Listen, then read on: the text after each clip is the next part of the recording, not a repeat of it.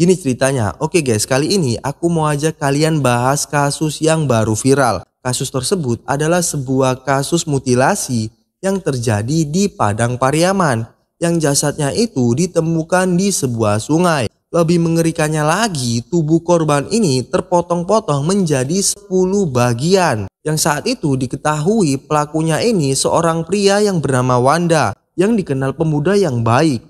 Bahkan diketahui motifnya tersebut lantaran sakit hati bahwa korban yang bernama Septia Adinda memiliki hutang sebesar 3.500.000 yang saat itu tidak dibayarkan oleh korban. Bahkan pihak kepolisian pun terkejut dengan pengakuan Wanda ini. Diketahui Wanda membunuh pacarnya yang bernama Siska dan teman Siska yang bernama Ade. Yaudah deh, kalau kalian penasaran langsung aja kita bahas. Tetap di Rangkuman Kisah Nyata.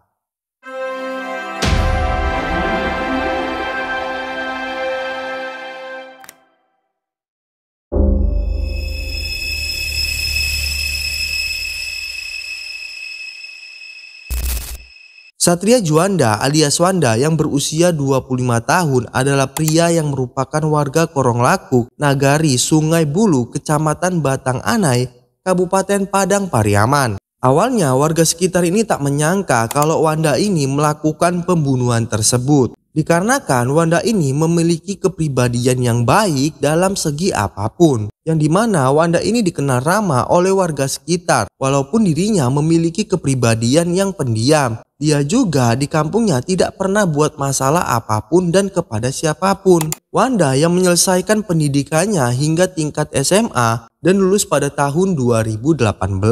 Wanda juga bekerja sebagai security di salah satu pabrik bata ringan yang berada di Kabupaten Padang Pariaman, di mana dirinya juga adalah anak ketiga dari 4 bersaudara, yang dimana Wanda ini tinggal satu rumah dengan adiknya yang masih bersekolah. Walaupun ibunya tinggal satu rumah dengan dirinya, ibunya ini jarang banget pulang ke rumah. Dari kesaksian warga sekitar bahwa keluarga mereka ini dikenal dengan keluarga yang baik-baik. Bahkan rumah Wanda ini bukanlah rumah yang mewah, melainkan rumahnya ini berdiri dengan sederhana. Tidak banyak yang tahu kalau ada sumur tua di belakang rumah Wanda. Yang saat itu di mana warga Padang Pariaman ini dihebohkan dengan penemuan sebuah potongan tubuh yang terpisah. Penemuan tersebut sontak memunculkan banyak dugaan karena kondisi jasadnya itu ditemukan tidak lagi utuh. Yang saat itu korbannya ini sulit untuk dikenal. Yang dimana pada saat itu warga sekitar ini heboh dengan penemuan tersebut dan melaporkan kejadian ini ke kantor pihak kepolisian. Di mana polisi datang langsung mencari 2 titik yang berbeda. Yang saat itu polisi juga menemukan potongan tubuh tersebut di 2 titik yang berbeda. Saat ditemukan potongan tersebut langsung dibawa ke rumah sakit guna melakukan otopsi lebih lanjut. Pada Rabu sore, Kasat Reskrim Polres Padang Pariaman bersama jajarannya hadir di rumah sakit, masih menunggu hasil pemeriksaan medis, sembari menyusun berbagai kemungkinan di balik penemuan tersebut ada tindakan pidana. Seperti halnya masyarakat umum, polisi pun mencurigai adanya unsur tindakan pidana di balik peristiwa ini. Namun untuk mengungkap secara hukum segala dugaan apapun harus diperkuat oleh data dan bukti dan keterangan yang valid. Polisi menekankan pentingnya identitas korban sebagai dasar awal untuk penyelidikan ini. Jika identitas belum diketahui, maka langkah berikutnya sulit untuk dilakukan secara hukum. Sebab tubuh korban ditemukan dalam kondisi rusak berat yang menyulitkan proses pengenalan korban. Yang dimana kedatangan keluarga ini sebagai petunjuk siapa pelakunya. Sore itu ketika penyelidikan tengah berlangsung di rumah sakit, datanglah sepasang suami istri. Sang ibu mengenakan jilbab mengaku bahwa jasad tersebut yang ditemukan mungkin adalah putri mereka yang telah beberapa hari tidak pulang ke rumah dan sulit untuk dihubungi.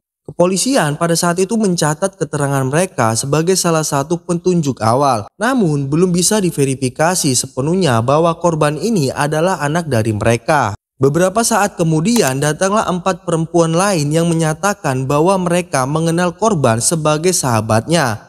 Mereka menduga bahwa potongan tubuh itu milik seorang wanita yang bernama Septia Adinda. Wanita yang berusia 25 tahun.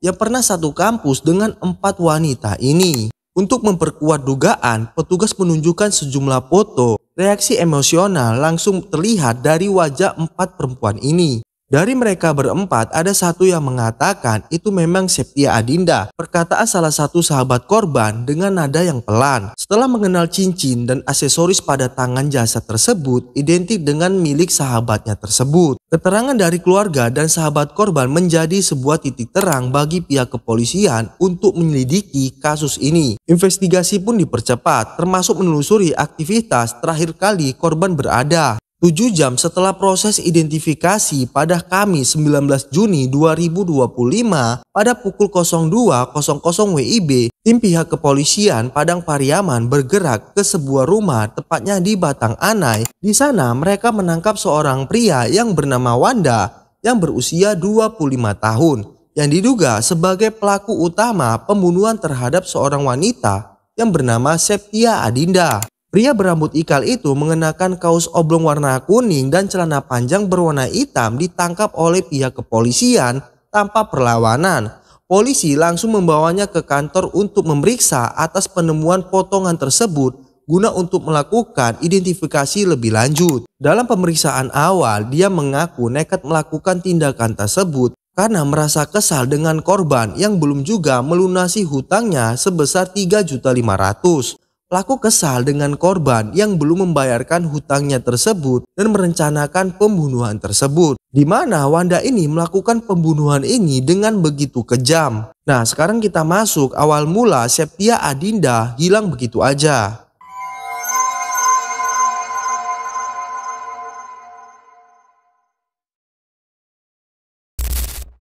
Septia Adinda merupakan salah satu korban mutilasi seorang pria bernama Wanda yang ditemukan di Muara Anai, Padang Pariaman oleh seorang nelayan. Potongan tubuh Septia Adinda seolah sengaja disebar oleh pelaku secara terpisah demi menutupi identitas korban.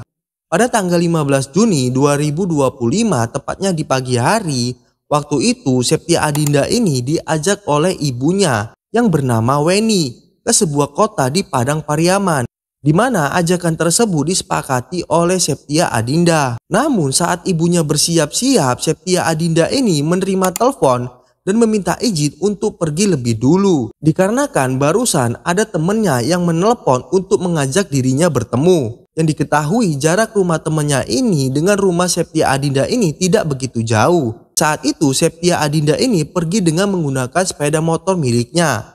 Kalaupun aku menduga telepon tersebut dari seorang pria yang bernama Wanda. Wanda lah yang menelpon Septia Adinda pada saat itu. Yang saat itu Wanda mengajak Adinda untuk bertemu dan menanyakan hutang tersebut. Saat itu Wanda sebenarnya udah merencanakan pembunuhan tersebut. Tanpa curiga Adinda menemui Wanda. Pertemuan tersebut berada di sebuah perkebunan. Saat itu dari sebuah keterangan bahwa pelaku melakukan pembunuhan tersebut dengan cara membekap mulut korban sehingga membuat korban tidak bernapas. Setelah korban tidak lagi bernapas, pelaku langsung memotong tubuh korban dengan sebuah parang menjadi 10 bagian, yang dimana bagian tubuh korban langsung dibuang ke sebuah sungai di Batang Anai. Diduga rencana ini demi menghilangkan identitas pelaku dan menghilangkan barang bukti lain. 2 hari setelah pembunuhan tersebut, potongan tubuh korban ditemukan di 3 titik yang berbeda, yang lokasinya saling berdekatan. Parang dan kendaraan dan baju yang digunakan pelaku saat menjalankan aksinya ini sudah diamankan oleh pihak kepolisian. Lebih mengejutkannya lagi, dalam berbagai penyidikan ternyata tak hanya satu korban. Dari pengakuan pelaku ini, ia juga telah membunuh 2 perempuan lainnya yang jasadnya itu dikubur di dalam sumur yang tepatnya di belakang rumah pelaku. Diduga dirinya membunuh 2 perempuan lain yang dilaporkan hilang sejak Januari 2024. Yang saat itu diketahui 2 wanita ini bernama Siska Ottovia yang berusia 23 tahun dan Ade Agustina berusia 24 tahun yang menjadi korban keganasan pelaku. Wanda mengaku kesal terhadap Ade lantaran korban mengajari Siska, kekasihnya, untuk berselingkuh darinya saat tengah KKN tugas kuliah di salah satu kampusnya, yang mana ditemukannya 2 korban tersebut usai Wanda mengakui kejahatannya. Diketahui pengakuan itu disampaikan Wanda ke pihak kepolisian berkaitan dengan kasus yang berakhir mutilasi. Seiringnya terungkapnya korban lain, kepolisian melakukan penggalian di sumur tua milik pelaku yang dikubur di belakang rumah pelaku, di mana salah satu anggota keluarga korban ini melaporkan hilangnya Siska sejak Januari 2024, yang ternyata Siska dan adik ini dibunuh oleh Wanda. Dugaan tersebut karena Wanda kesal dengan adik yang saat itu mengajari Siska untuk berselingkuh dari dirinya. Hubungan Siska dengan Wanda ini statusnya itu pacaran, di mana hubungan pacaran mereka ini berjalan dari tahun 2019. Jadi cukup lama hubungan antara keduanya. Tak hanya itu, pelaku juga dekat dengan keluarga korban. Bahkan Wanda ini dikenal pria yang baik oleh keluarga korban. Saat Lebaran Idul Fitri, Wanda ini juga datang ke rumah Siska. Padahal yang saat itu Siska ini dinyatakan hilang. Di mana di momen Lebaran itu Wanda ini bahkan memberikan sebuah uang THR untuk adik korban. Yang ternyata dari pengakuan pelaku, Siska dan adik ini dikubur di sumur tua di belakang rumahnya. Mohon maaf sebelumnya guys kalau latar belakang adik ini tidak dijelaskan, di mana minimnya informasi dari media sosial.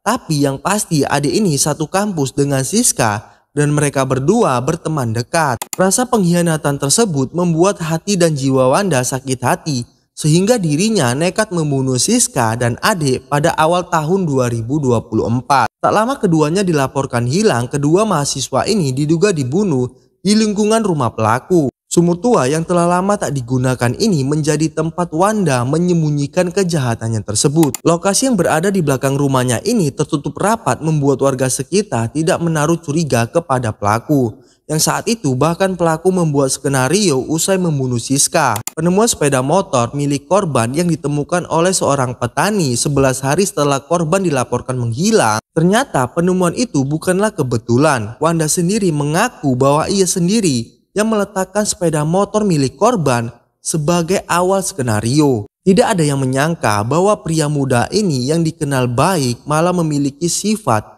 yang sangat mengerikan. Begitu mudah sekali Wanda ini menghabisi 3 wanita di tahun yang berbeda dengan cara yang begitu sangat kejam. Menurut informasi yang beredar, kasus ini masih terus didalami demi menemukan bukti baru. Mohon maaf sebelumnya jika kasus yang aku rangkum ini tidak begitu detail, dikarenakan kurangnya informasi dan kasus ini masih didalami. Terima kasih yang udah nonton video ini, sebarkan video ini ke teman, saudara, atau pacar kalian. Mungkin dari cerita ini bisa menjadi pelajaran hidup untuk mereka. Gimana pendapat kalian tentang kasus yang satu ini?